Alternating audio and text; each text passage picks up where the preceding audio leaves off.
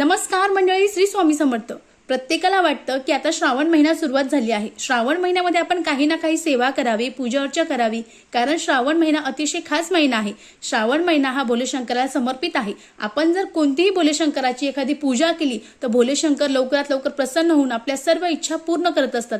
आहो मंडळी, तुमच्याकडून कोणती सेवा जी आहे ती शक्य नसेल, तुम्हाला कामानिमित्त वेळ भेटत नसेल, तर तुम्हाला अतिशय साधी पण अतिशय प्रभावी जी सेवा आहे ती सांगणार आहे। तुम्ही जर निश्चित केली तर तुम्हाला रुद्राध्याय जो आहे, रुद्राध्याय केल्याचं पुण्य तुम्हाला लाभणार आहे। मग ती सेवा कोणती? तर तुम्हाला सकाळपासून संध्याकाळपर्यंत जेव्हाही वेळ भेटेल तेव्हा तुम्हाला न चुकता अगदी संपूर्ण श्रावण महिना 11वा जो अध्याय आहे शिवलीलामृत मधला तो न चुकता रोज वाचायचा आहे।